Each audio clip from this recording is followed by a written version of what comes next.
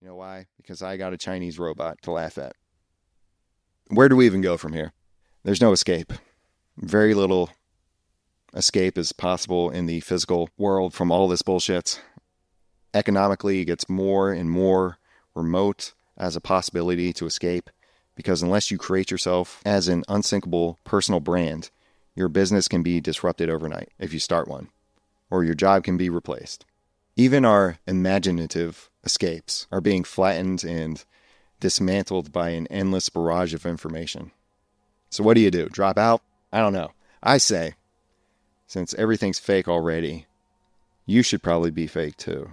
Like, if you have been an honest person your entire life, start making up an alternative one that's cooler, one that gets money and respect on social media. And if anyone tries to debunk you, be very vague in answering their accusations against you.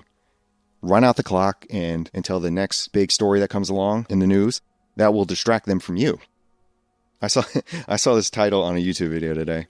It said, "Meet the Hitler-loving podcaster who's teaching young Christian men to hate."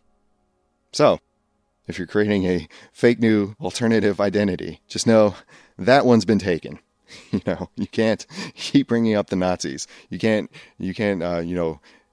inspire your flock based on the gospel of this German politician that's been dead for 80 years. I swear, the Nazi storyline is the foundational myth of America. 80 fucking years and you're still turning on TV or going online, you're likely to hear them mentioned in some capacity multiple times per week, at least. He's dead. Can we stop talking about them, please? Please. So that identity, stop with that. For me, what I'm going to do, I've decided that I'm going to start stealing Valor. That's my fake alternative identity. I have no connection to any branch of the military, right? But can you conclusively prove that I didn't fight in the Namibian War of Independence? What evidence do you actually have against that claim? What, that I can't pronounce the country? Okay, fine. I can't pronounce it because I was injured in the war. I was fighting for those brave people, you sick fuck. How dare you make fun of my war-induced speech impediment that doesn't allow me to name whatever that country is. Now maybe you say, you weren't even alive during that particular conflict. And I'd say, thank you for the compliment. I have been working out. And that's when I start to announce my new partnership with Brian Johnson, the Don't Die longevity guy. And me and him are going to team up, and we team up with Black Rifle Coffee.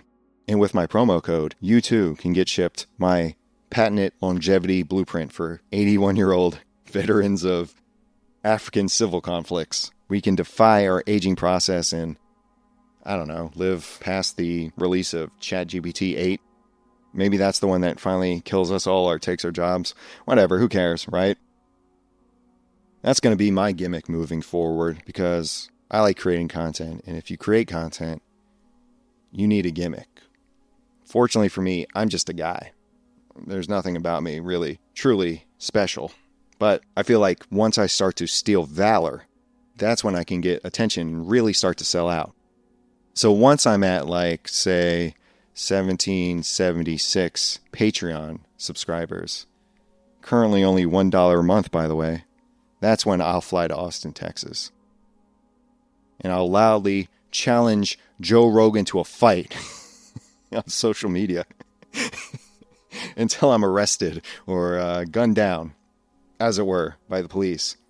After I threaten them and try to disarm them through use of mentalism or the speed I think I developed using my Brian Johnson longevity blueprint protocol. Just be like the other Brian Johnson, following the Liver King's footsteps. But this time, Joe Rogan's pissed. He's tired of being challenged and accepts the fight. And he just kicks my fucking head in. Before that, though, I'm going to post my challenge video to him. Like whoever that one 1980s rocker was that tried to fight Axl Rose. If you've ever seen that clip. Axl, I want to challenge you to a fight. It's time to put up or shut up, buddy. Then I guess I would just be a meme. People will turn it into a few seconds later meme. They'll show me talking shit, and then it's a clip of Joe Rogan hitting me with a spinning back kick to the sternum. I'm keeling over, and I go, "Oh, you got me, brother." R.I.P. to the Hulkster, by the way.